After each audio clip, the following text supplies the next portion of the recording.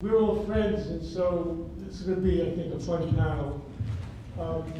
And I'm supposed to introduce them and moderate the discussion, which I don't think I'll be able to do. And I have prepared some notes because I taught at Rutgers, and the class period there was 80 minutes, so when anybody got up to speak, just say, hello, how are you? Somehow it lasted way too long, and so if I wrote some things down, that would keep me to just a few moments, because it's really, these are people you want to hear. So let me start by saying, in the March issue of the Jerusalem Report, read recently, the author of an article, an American rabbi, wrote something about bemoaning the lack of Jewish artists today, and he mentioned a handful of names that he knew. And I've been screaming for I don't know how long that we're living in the age, in the golden age of religious-oriented Jewish-themed art in America, but unfortunately he and most people don't know about it. And I blame the American press for this. It's very hard to get anything published in American art magazines and by American publishers about Jewish-themed art. And that's a topic to discuss, but that's something else. But we're lucky today to have sitting here three major and wonderful figures who've done just remarkable work out of over 400 artists who now belong to the two major art organizations in the country, the Jewish Art Salon in New York and Ruth Weisberg's Jewish Artists Initiative in Los Angeles. And these three artists, Richard McBee, Joel Silverstein, Archie Rand, are based in New York. One major aspect of this golden age is the renewed interest in finding subject matter in the ancient texts by these artists who belong to the, this is important, the first generation of American artists, American Jewish artists, who feel very comfortable as Americans, first generation that really feels assimilated as Americans, but who also want to study and learn about and maintain their religious and cultural heritage. These artists, or this generation, was born between 1930 and 1960, and another defining aspect of their work is something that they all share, which is a non-traditional approach to their subject matter. They don't do dancing houses at the hotel, and they don't do grandma lighting the Shabbos candles. And this includes feminist artists as well, not just the guys here. Their approach to subject matter is really anything but traditional. They don't really illustrate the stories or events in the ancient texts, which would be primarily the Torah, the Talmud, and Kabbalah, but they rather confront and challenge the ways in which we might respond to the biblical and Talmudic tales. And we could locate them briefly in the history of art of this generation following away, and I'll start with Archie, and just say a few words about each of these three, I think, really terrific artists. His murals, which literally fill the walls of the B'nai Yosef Synagogue on Ocean Parkway in Brooklyn, date from the mid-years of the 1970s. And I think we would all agree that this is the first major statement by this generation of Jewish artists who do Jewish art. And I'm not including in this group those who are hostile to Jewish art, who just run away from it and paint geranium plants, whatever they paint. And since B'nai Yosef, he's made probably well over 1,000 paintings, at least. Some in comics format, based on carefully researched, acceptable religious sources in the ancient text, but filtered significantly through his imagination. I say that because in the 1970s he had trouble with the Hasidic Rabbanim to make sure everything was kosher for the synagogue. He continually challenges traditional ways of looking at and responding to religious-themed art in order to jostle the viewers into thinking about new ways to access such art that in turn will help create a living art appropriate for contemporary Judaism in America. And so there's a theoretical basis, you might say, to his imaginings. Richard, immediately on my left, is very much among those artists who are exploring, and I really mean exploring, for the first time in the history of Jewish American art, narrative series. Again, Ruth is another one, and Archie is another one. But this is, I think, something very unusual in the history of Jewish American art. They have a lot to say, so they have to do it in a narrative format. For example, Richard has made over 100 paintings concerned with the binding of Isaac based on biblical, midrashic, literary sources, even anthropological sources, as well as on his own speculations concerning the activities and thoughts of Abraham, Isaac, Sarah, and he's completed several other narrative series, also based on the lives of key biblical figures. He's a co-founder and has curated many exhibitions in the Jewish Art Salon. And in my estimation, not to insult anybody in the room, I think he's the finest newspaper and magazine reviewer of Jewish art in the country, period. Joel has also curated many works for the Jewish Art Salon and has shown his work in many exhibitions. He brings to his work perhaps the most assimilated American point of view, in that he will combine biblical references with those based on movies and other aspects of popular culture equally.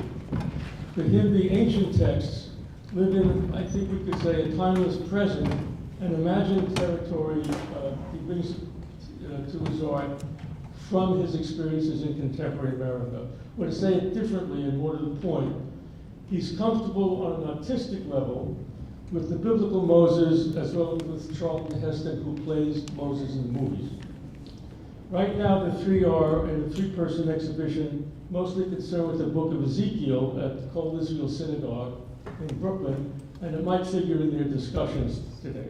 Each will first give a quick summary, a few-minute summary of his art, and then we'll consider some questions that Richard was kind enough to take the time to draw up. So, who wants to go first? I will. Is it in order on the PowerPoint? Next slide. Yeah. Yes. I think Archie is next. You're the, So we'll do the podium in 5 minutes? It's like, you just tell them. Next. Okay. Let's get it loud so we can see the screen. Good. Thanks. For this show at the Brooklyn Jewish Art Gallery, I conferred with my colleagues, Richard and Joel, and said, what are you guys showing? And they each said that they had work on the book of Ezekiel. And I figured, well, I don't want to be left out.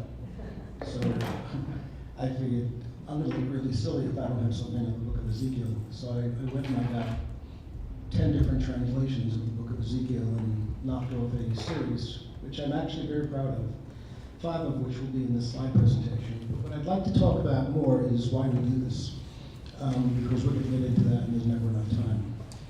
About an hour and a half ago, I was sitting having baba ganoush about 100 feet from the door, and I was alone. And I brought with me some reading material, thinking that I would have some time to kill and I wanted to relax before this panel. And I brought with me an article on the great jazz pianist and composer Mal Waldron, whom I'm particularly fond of. It was an article published about 2 years ago, which I haven't read. And there, right in the middle of it, I read the following. So this news is like less than 2 hours old. There he studied composition, they're talking about Queens College. There he studied composition with Karel Rathaus, an exiled Jewish Austrian composer who recoiled from the orthodoxies of both tonal music and Schoenbergian surrealism. Rathaus was also an admirer of jazz and the author of an essay, Jazzdammerung, or The Twilight of Jazz, that accused George Gershwin and the swing band leader Paul Whiteman of cultural larceny for Europeanizing black music.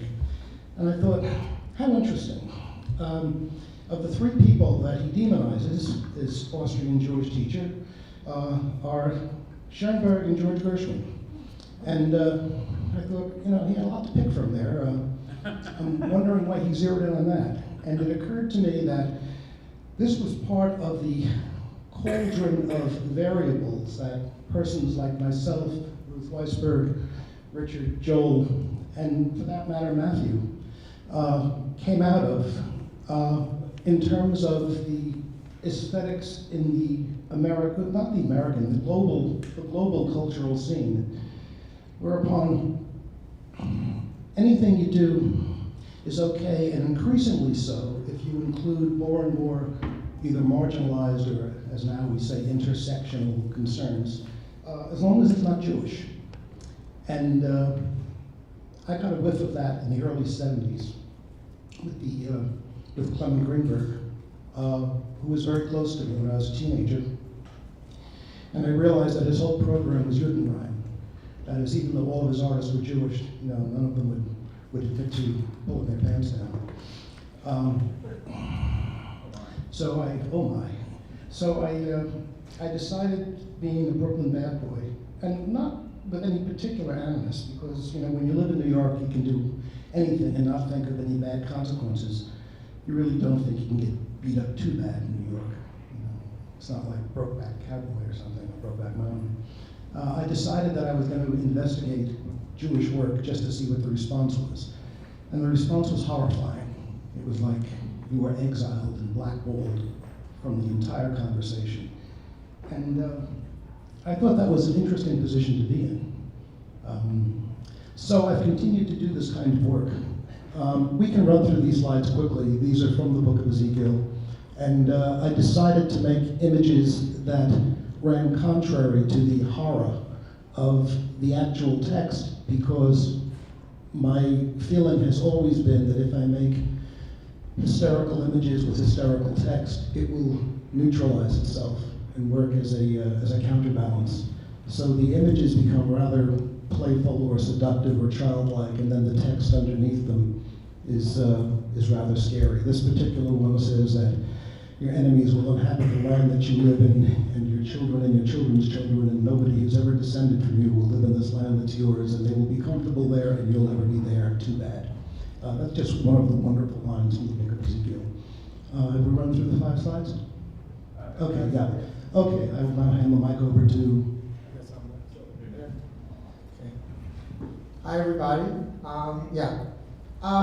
My work was not specifically from Ezekiel. I know it was like the Ezekiel Challenge, and I did a 12-foot. I did a 12-foot Ezekiel painting, which is sitting in my studio now, taking up a lot of room. And I realized at that synagogue I could not possibly even show it. So I shifted over, and I'm working on 2 other concurrent series. One is my Tanakh series, which is a series of collage paintings, and those are 36 by 48, so 3 by 4 feet. And then I did a series called 6 from Exodus, and I've worked on Exodus for many, many years, as Matthew said. I saw the 10 Commandments at the age of 6. I've been smitten ever since with the imagery and stuff like that.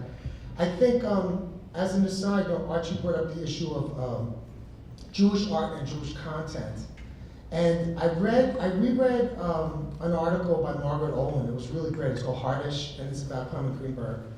And they talk about Bernard Berenson, who was a very famous art historian about the turn of the century.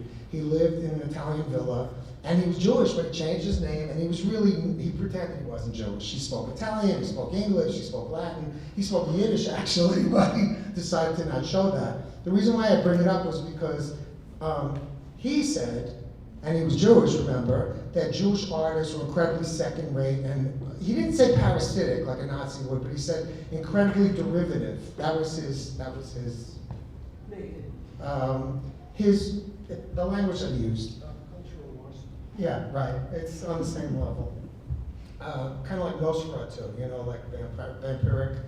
The reason why I bring that up is because he said that Jews did not have a visual language, which was the kind of anti-Semitic smear of the 19th and mid-20th century, that Jews just took from other people, didn't have a visual language of their own. And I realized, in retrospect, that I do these kind of visual epics, and very much based on, it's funny, I went to art school, I went to Pratt, I love old master painting, I love kind of setups of the Bible, all that kind of stuff. But actually what I grew up on was 1950s Bible epics and comic books.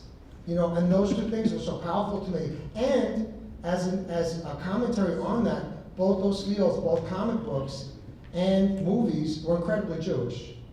They are Judaic languages. I found that as an adult, Cecil B. DeMille, the director of the 10 Commandments, his mom was Jewish. Guess what? He never told anybody, and they found that after he died. Okay? So he made it seem like he was a WASP.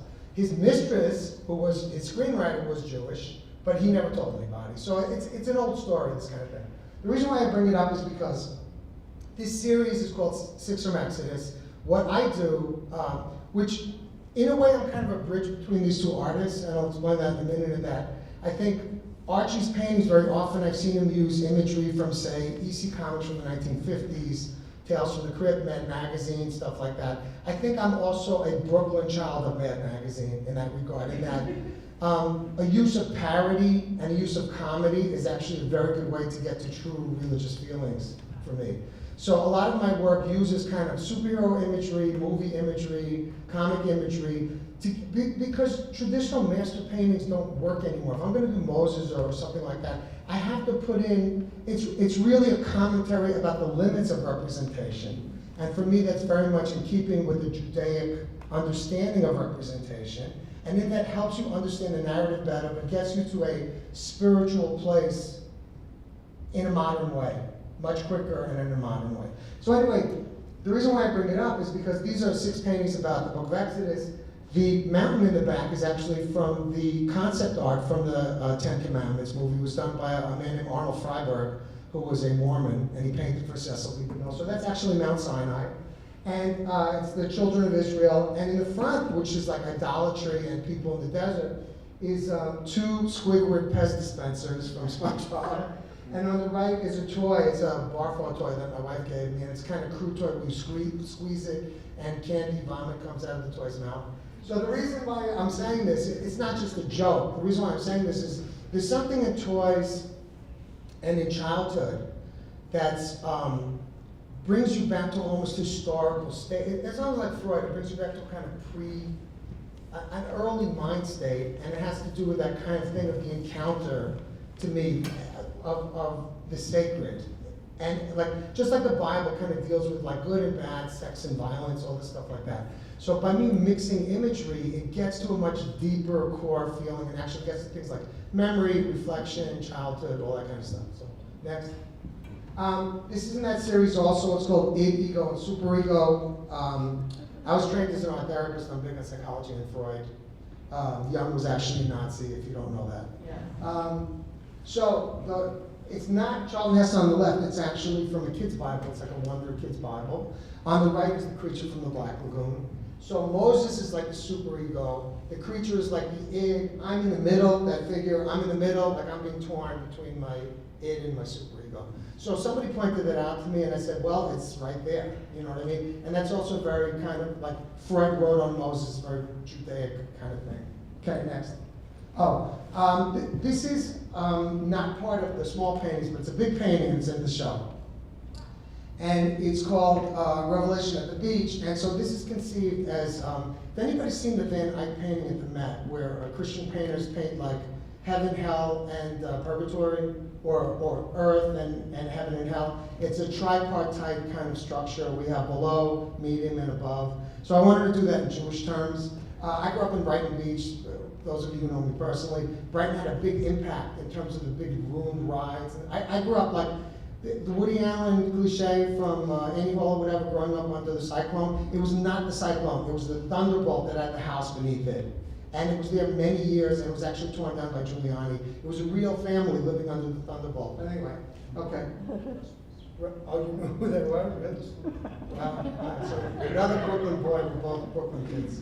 Anyway, on the bottom is the children of Israel, symbolically represented just by their hands. It's a family portrait. They're all people in my family, including my wife, who's in the audience, actually. The building behind them is the Ramesseum, which not anymore, but they used to ascribe the pharaoh of the Exodus to be Ramses II. But in the movie, they used the Ramesseum and all these big set pieces. So I used the real Ramesseum behind it. All these autobiographical portraits, both fictional and real. So Julie, again, my wife, is on the left. My son Jacob when he was a kid. The Maha of Goya, my dad who's passed away. The Mole Man, again, another Id character, Charlton Heston's Moses. In the top is Brighton Beach, and it's actually bathers that I encountered at the beach, and I photographed them. And so there's this thing to me of, in Jewish tradition, of the giving of the law at Sinai, kind of the passing through the Red Sea, or the Sea of Reeds, and this kind of revelation of being in the moment, and this kind of joy about life. So I wanted to show those things all at once. So it's kind of very personal, kind of mixing of religious and and everyday life kind of things. Anyway, next. This is from my Tanakh series. Again, these are collage paintings. This is the book of Exodus. So this is the young Moses on the left. I represented the young Moses as a bather on the beach. He's wearing a Moses t-shirt. So you see, that's the Michelangelo Moses. So that's what he's going to become. It's kind of like he's a young man, he's going to evolve into that. The text says that there's an angel of the Lord. In Ridley Scott's movie, he was a snotty English kid. I didn't want to go in that direction. I used the Metaluna mutant, so I used something that I thought was alien. It's from a science fiction movie called The Silent Earth. Behind him is a Ark of the Covenant. It's like the burning bush, but I used the Ark. It's from the Dury-Ropus cycle of, they're murals. And it's a very famous early painted synagogue. It's probably the first in history. It's the only paintings that we have from that era. And they're Jewish. They're Jewish painted narratives of the Hebrew Bible. And it's from the year 245, I think, BC, and it was buried by 255. It was, and we don't know now whether it's destroyed or not. I know they said it's safe in the Syrian Museum. Oh, big, great. But the site itself is gone. So anyway, the background is Sinai. I got it from a photo. So what I try to use things that are observed from my life, imagined, from the movies. And again, it's this thing of layers of representation. I'm sorry, I forgot. Is the woman here was talking about Kabbalah this morning? Yeah. What's your name, I'm sorry? Sandra. Okay, so in Kabbalah is based really on Neoplatonism, which is a series of stages or steps. The reason why I bring that up is that I think in my own way that's what I'm doing. It's about, because you can't represent God. So what I do is use all these limited representations to show some kind of idea about the sacred, even if it's absurd. Even if it's a cartoon or real, it doesn't matter. Anyway, we got it. Okay, next, we'll go through fast. This is Ezekiel, and this is the figure is from Ivan Albright, a picture of Dorian Gray. If you've ever seen the 1940s movie, but Ivan Albright was a surreal painter. What I wanted to show was, this is the Valley of Dry Bones, when Jewish people rise from the dead. Ezekiel talks about, if we're going back to Israel, and we're all murdered, all the Jews, or the Judeans are murdered, but you're coming back, God's going to restore you all, right? I thought that would be a really neat thing to represent. In the back is an engraving done by Gustav Doré of that scene. So, next. Oh, that's it. Okay, thank you. Okay, Ezekiel. Ezekiel was one of my first two passions with Jewish subject matter. This painting is from 1980, one of the earlier paintings. Did a bunch of paintings of Ezekiel, and this one is representative because it is somewhat of a summation of why I was drawn to Ezekiel. In 1980, as an artist who's just starting to deal with Jewish subject matter, the other one was another cheery subject called The Binding of Isaac. I had to say something about the Holocaust, and my mind already could, as it were, can only think through the Bible, only think through Tanakh. And I remember reading the book of Ezekiel and reading chapter 37, which is a vision of the Valley of Dry Bones. And of course, it's about the resurrection of the Jewish people, and that's the Jewish people in exile.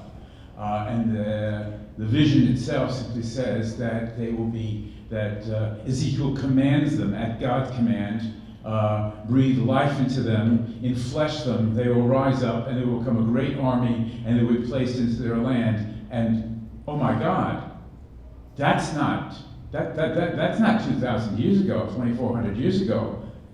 That's 40 years ago. That's called the creation of the state of Israel. That's us rising up out of the Holocaust. And so that is, to some degree, what this painting is about and why I was fascinated by the book of Ezekiel. Let's see here. Okay, next, good. Okay, in this exhibition in Brooklyn, I have 10 paintings. One painting is not Ezekiel. All the rest are Ezekiel. And what you just saw, actually, was the earliest. And this is the first painting in the last set. This is from the year 2018, last year, in which I revisit Ezekiel.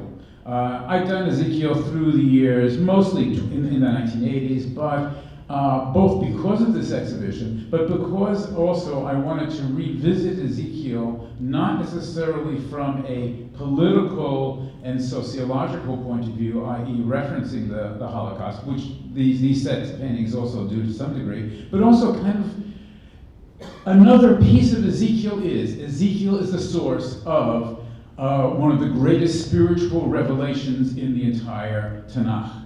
Okay, at the very beginning of Ezekiel, it's called the vision of the chariot, which is literally the vision of God.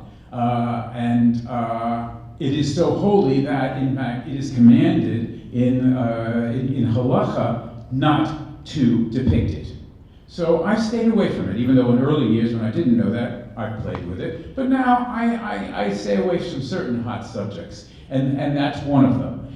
But the spirituality in it, and I'm like, when you get older, you start to realize maybe I might start getting spiritual now. I might start looking into the source of this thing that I live by and find the spirituality in it. And so this painting is very much the beginning of that spirituality. It's actually about the first verse in chapter 37, in which literally God touches Ezekiel, and touches him on his head, and carries him into this valley in which, if you'll notice, let's see here, down on the bottom, I can go right over here, right? Okay, here's all your valley of bones. And the painting, as a number of the paintings in this series, are also inspired by the paintings of the vision of Ezekiel in Dir Europos, as Joel said, from the year 235 of the Common Era, in which they have these weird little angels. They look like almost 19th century angels. They've got these funny little wings. And so that's what this is about. This is about spirituality. This is about the spirituality of a vision of what ends up being a vision of resurrection. Next. So, but the second painting of this series, all the paintings are 30 inches square, I can't get out of the Holocaust. I'm still there. This is still like these halls, the halls of a camp, of Theresienstadt. I don't know. All I know is that the question is, imagine this, God asks Ezekiel, can these bones live? Guess what he answers? I don't know. And God says, breathe life into them. And so that question is also our question to the memory of the Holocaust. Can these bones live? Can we still make art after the Holocaust? Can we as a people? And of course, I think the answer is definitely. We have the state of Israel. We have a vibrant Jewish world. But the question still stands. Next. So, in the same chapter, a few verses later, it says, and open these graves, and all the dead arise up. Well, that's a vision that somehow is to me, inspirational. And so very much almost a vision of a spiritual liberation. And it's spiritual because there's no ground. It's all in the air, which is one aspect of seeing spirituality. And next. Wouldn't it be nice if I just ended? Wouldn't it be nice if that was all there was? But at Dir Europos, these artists, again, we're talking about 235 of the Common Era, a small, a synagogue, a small Jewish community in a polyglot city, almost like the cities we live in. He paints the vision of the dry bones. The bones are rising up. He paints the people rising up and becoming a great army, and then there's a last panel. And it's a mysterious panel. And there's great argument as to what the panel means. But one stab at it is what it means is that actually, who are these bones? Who were the dead that he's rising up? Well, from chapter, I think it's 9 of the book of Ezekiel, there's a terrible prophecy in which God becomes furious with the Jewish people, and he says, go through the city and slaughter them all. Slaughter the men and the women and the children and the old men and the wise men, slaughter them all. And so, if you notice, there are 3 men with guns and corpses, and some kind of angel informing the prophet that that's also a prophecy. So that's my take on Ezekiel. Before we get into an open discussion, I just want to make some observations. When Archie said that in the 19th, we've had long discussions about this. In the 1970s, when he switched to becoming a quote Jewish artist, I've had the same experience. I had a career in effect, mainstream American art, and when I switched to being a Jewish art historian, one of my close friends, another Jewish art historian, said, "You've ruined your career. You're done." So I just.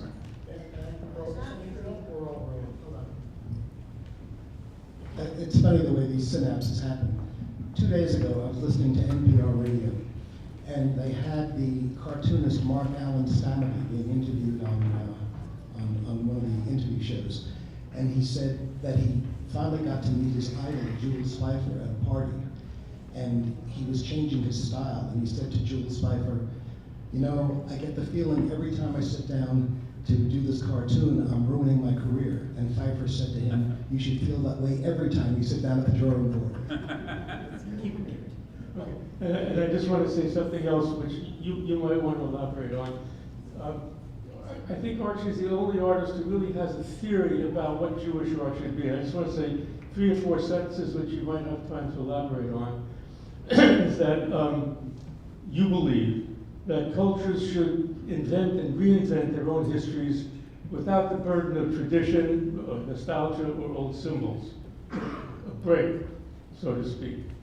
And art need not be illustrational, because the visual effect is more important than the textual in great measure. And that there's often a need to invent a new iconography that the artist might arbitrarily designate, in this instance, the Jewish iconography, especially for assimilated Jewish Americans. That's to say, you can't go back to the ghetto, to Eastern Europe. So the bottom line is that an image does not have to make narrative or storytelling sense, but merely suggest something to the viewer in order to provoke a dialogue through shapes and colors, much like the many unresolvable interpretations and Talmudic disputations, so that your art is open-ended, as yours is open-ended, and yours is also open. So in different ways, they're challenging all of us to come to a different understanding of what Jewish art is. In that regard, this morning, for those of you who are here, there seems to be a different point of view about the Holocaust, about being Jewish in America, in the world, that these 3 represent the generation in mid-career, let's say. And the younger artists seem to feel much more vulnerable and much more victimized by what's going on today. So these are happy artists, and the younger ones, I think, are less happy as a general thing. Although they can adjust as well and become victims. Also, just one last point, because Richard mentioned spiritual. That's certainly a reason to make paintings for yourself. But also, all of these artists, and almost all the other Jewish artists I know who do this kind of work, really want the Bible to be considered an up-to-date document, not something from the past with mythic figures who walk around in sandals and gowns and speak with fake English accents, as in movies and TVs. So that they want to make it as American, so to speak, and contemporary as possible. Okay, now, the questions that Richard raised, and we'll see how it goes, because these are basically untrustworthy guys to stick to the point. There's a what, a how, and a why about being a Jewish artist. And the what question would be, what are modern Jewish narratives?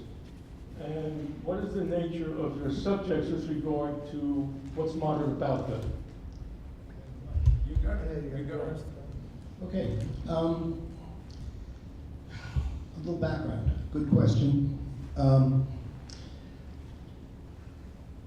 There's a reason that there was not a lot of self-identified Jewish work in the larger discourse up until the time that persons such as ourselves, and I should never forget Ruth Weisberg, and some other thousands of unknown and unheralded people started indulging this topic. And one of the reasons that I came to, whether it's art historically correct or not, I maintain my belief that it is that artwork is a sign of not being transient. And Jews enlisted in the, not only myth, but the fact of the wandering Jew being persecuted and driven from country to country for 2,000 years. If you have artwork, it's very different than having any other kind of cultural artifact. A play, literature, movies, dance, music, food, all of these things are mobile. So if you're kicked out of a country, you can take them with you. Art is permanent. Art is tattooed onto the wall of a building.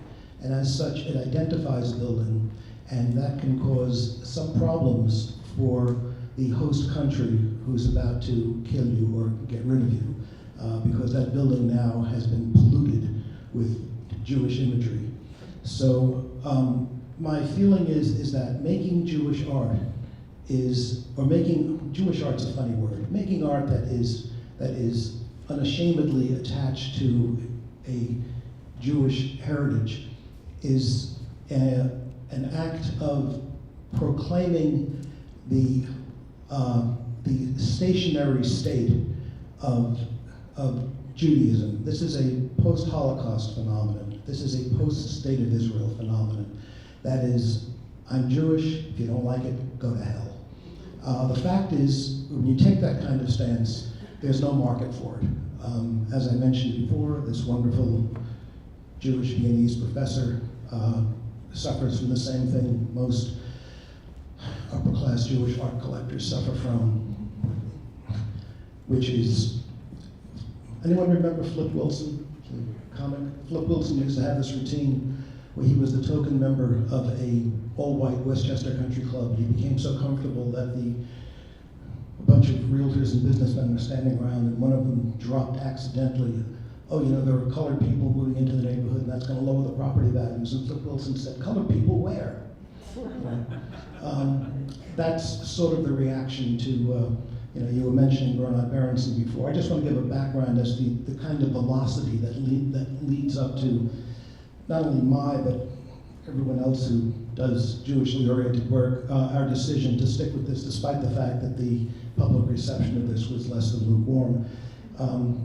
Meyer Shapiro used to tell the story of being a young person in the company of Bernard Berenson, and he was at a party at Il Tati, the Florentine villa that Berenson had. And Berenson was speaking umpteen languages. He was speaking Russian to one person, French to another, German to another.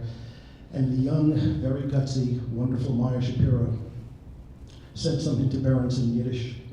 And Berenson said to him contemptuously, I don't speak that language. And Shapiro said, yes, you do. Great story. So the arc of how we got here and why we do this is not so much the theater of proclamation. It's an internal need. For me, it's just guilt. My name is Arthur Spencer Rand. In high school, they shortened it to Archie. And I thought, you know, I can go through my kids went to Princeton and Columbia. I was the head of the department at Columbia. I could go through my entire life just getting away as a goy.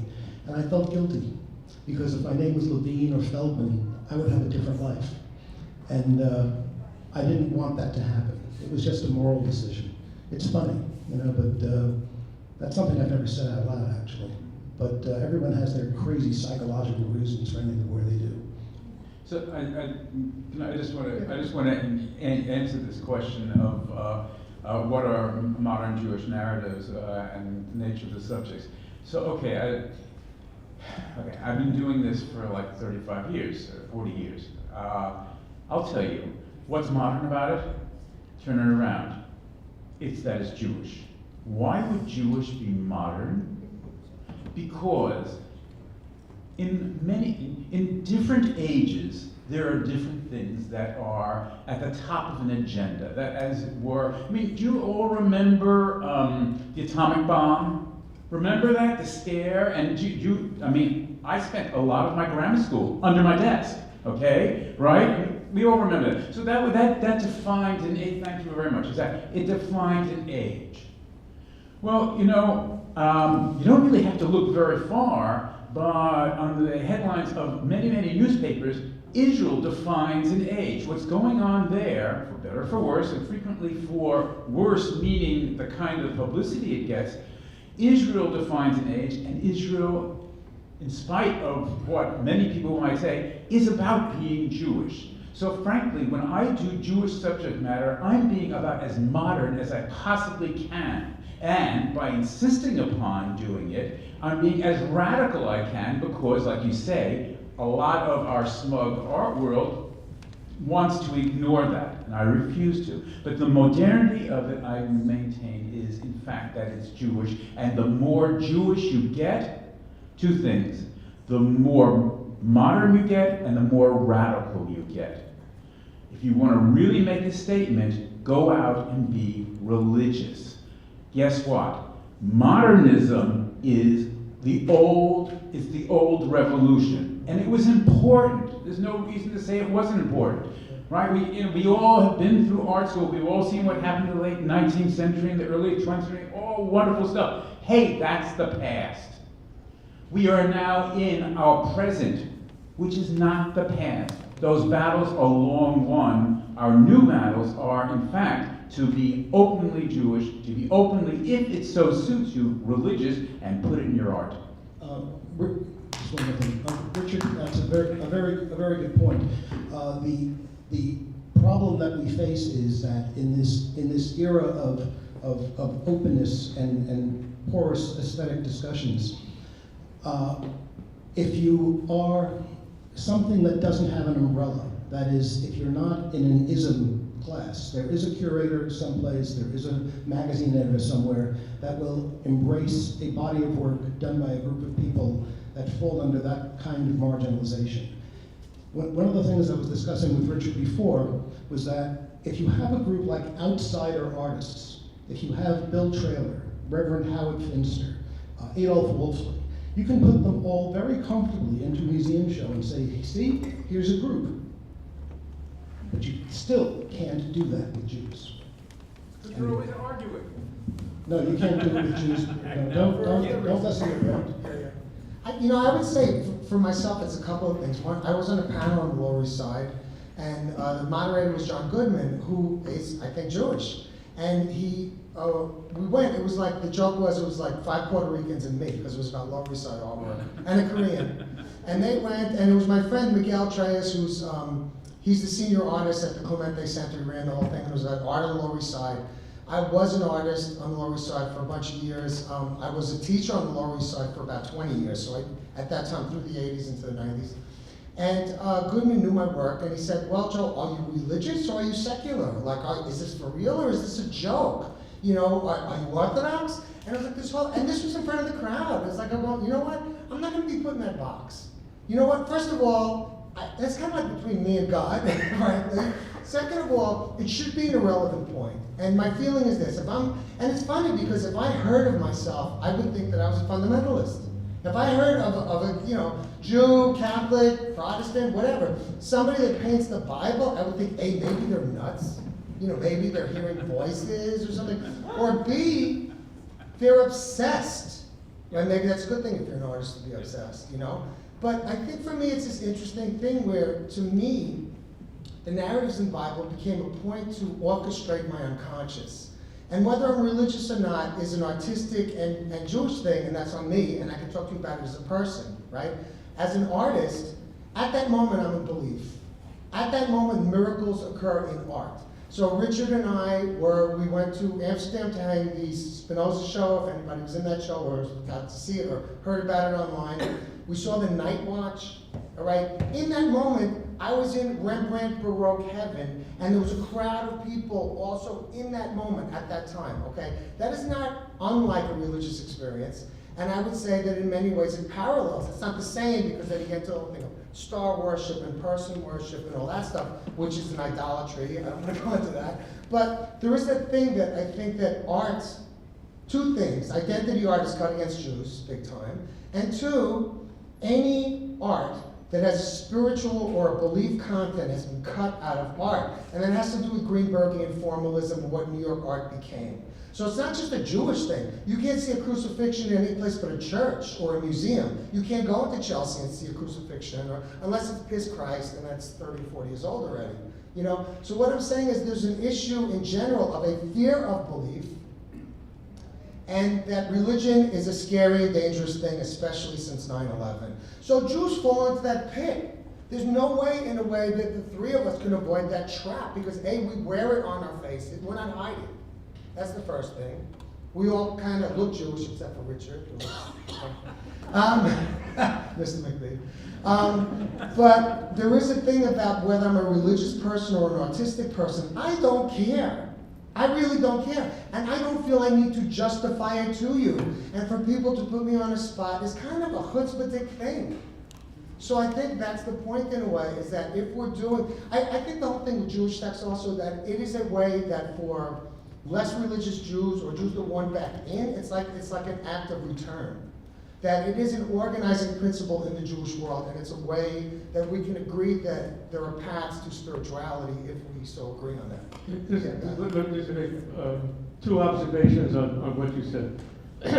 Richard, in effect, is changing the whole paradigm in art. It's not on style, it's on attitude and religion. So it's not Fauvism, then Cubism, then something, then something, then something. He's talking about a totally different kind of thing, which has to do with being Jewish. Well, no, but it's content. Yes, it's content. In Jewish art. And Can I make a request? I'm sorry to interrupt, Yeah. but I think there's a lot of questions in the audience, and we're getting close to 3. And I would love to, I think that it would be great if you could give the audience a chance to ask some questions. Just a humble request.